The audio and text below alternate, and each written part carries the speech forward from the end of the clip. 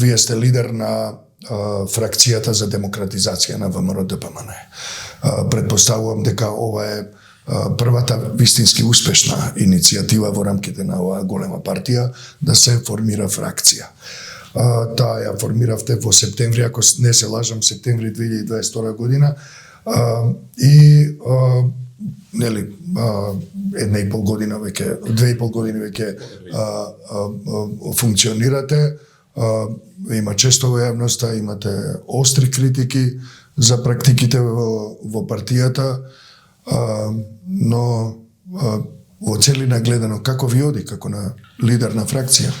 Што се случува? Најпрво морам да кажам дека терминолошки употребениот лидер не соодветствува со концептот на фракција. Добро, тоа е перцепцијата во јавноста е. Да, јас сум повеќе би се рекло фронтмен на фракцијата отколку лидер, бидејќи фракцијата не е формална партиска група која е на некое ниво на раководење со структура. Ние сме членови на ВМРО-ДПМН, но луѓе кои сметаат дека партијата треба да се демократизира и ревитализира на тој начин. И пред да ви го објаснам, пред да го одговорам прашањето во делот на тоа како ни оди, кратко за поентите зошто е тоа така. Точно тоа беше некаде при крајот на септември, 22 септември, мислам дека беше формирана обзнанена фракцијата, не како формирање. Тоа е резултат на една недемократска состојба во партијата по долг период. Зошто? Затоа што ние како партија за демократизација на партијата, како фракција за демократизација на партијата, сакаме да повлијаеме во однос на осовременување на ВМРО-ДПМН како нормална десна проевропска партија. Што ќе може да преку измени на статутот овозможи демократска активност на сите членови. Не е нормално да еден партиски член има 10 разни функции во партијата и плюс државни функции. Тоа е не природна работа. Не можам јас да бидам и пратеник председател на општински, член на комисии, на едно и на друго, и јас да решавам се, што би рекле, ајде да се изразам малце поприземно, мал бог во општинскиот комитет. Ја кажувам кој може да се вработи, кој што може, кој не може. Иако сметам дека е погрешно тоа да партијата служи како биро за вработување, нели? Какви беа состојбите во партијата за да дојдете до овие заклучоци и да ве инспирираат на дејствување во таа насока? Многу важно прашање поставивте и ми дадовте можност да го образложам тоа дека зошто дојде до организација на фракцијата. Значи првите судири почна уште во периодот кога се обидуваа да прават, ако се сеќавате, како се организира Мијалков и од таа страна, нели, коалиција Мериот, како што ги Мицкоски во тој период нарекуваше и така натаму. И јас, поучен од многу политички искуства претходно и случувања во партијата, знаев дека тука се работи за некоја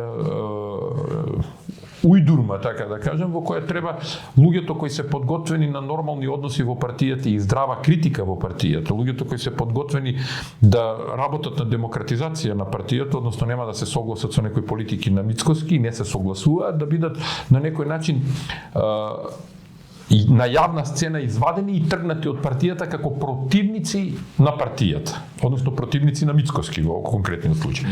И мислам дека тука улогата на Мијалко беше нечесна во тој дел и ги искористи тие луѓе за да потоа тие луѓе не може да се вратат во политичка нормална активност и јас и тогаш ги предупредив и не сакав да бидам дел од таа состојба и јас не учествував во таа така наречена Мериот коалиција по името на Мицкоски кој го даде тој назив за нив, иако тој се обиде во неколку наврати да ми спровоцира дека сум врзан.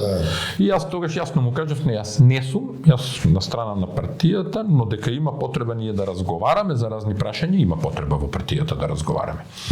Потоа дојде до претходно уствари, веќе дојде до еден... Бидејќи имало потреба, а не било можно да се разговара, заради тоа дојде до Толку така, тој е крајниот заклучок, но претходно дојде еден момент кога тој, например, можеше да формира влада 2021 година, веднаш по изборите. 2020 уствари, се извинувам. Да, 2020. После изборите можеше да формира влада и имаше понуда од ДУИ во тој период да формира влада. Тој не сакаше да формира влада, што мене беше многу чудно, зошто? Ова се помалку познати секој се бори за формирање влада и јас знам, тројца бевме во лифт, Мицкоски, јас и уште еден, кога и јас и тој уште еден кој сега е се уште во партија активен, му рековме дека е целта да се формира влада и дека треба да се разговара со ДУИ на таа тема. Јас имав некои разговори веќе со знаење негово, секако се договоривме да разговарам и тука ми остави впечаток дека тој не сака тоа да го направи, бидејќи тој го интересира некои периферни работи и прашања во тие разговори, не го интересираше суштината што треба да се направи. Кои беа тие периферни работи? Знаете, Со оглед на тоа дека ги избрал на сметка на формирање влада, мора да се малку поголеми од не, воопшто не се. Не се? Не се, многу приземни се. Кого да му остават за обезбедување? Добро. Многу непримерено прашање, бидејќи за тоа не се разговара. Ако ти си премиер, ти го избереш своето обезбедување, не може да се бориш за поединци за обезбедување.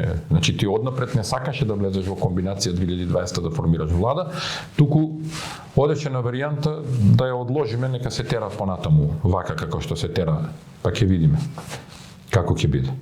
Значи, веројатно имал некоја улога човекот, така можам јас да дојдам до заклучок со тоа.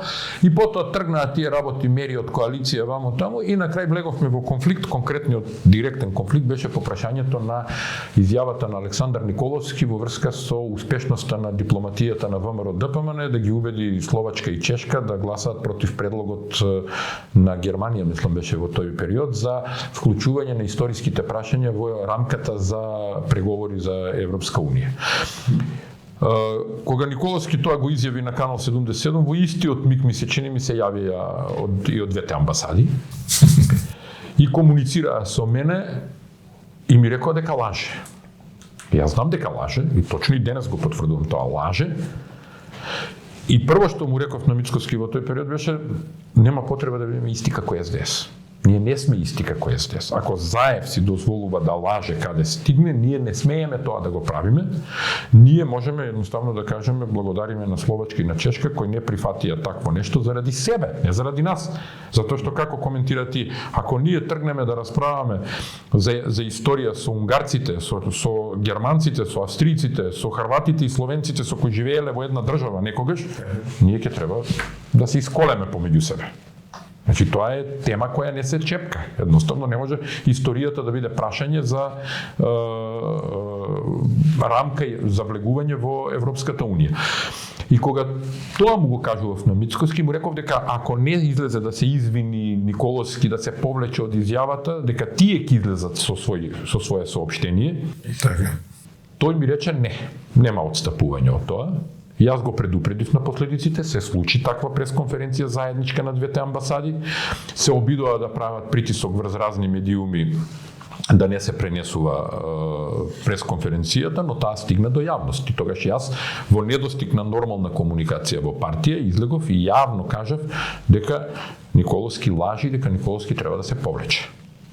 Мицкоски избра дека треба да го штити Николовски и од тогаш тргна процесите во негативен однос помеѓу мене и него во политички аспект.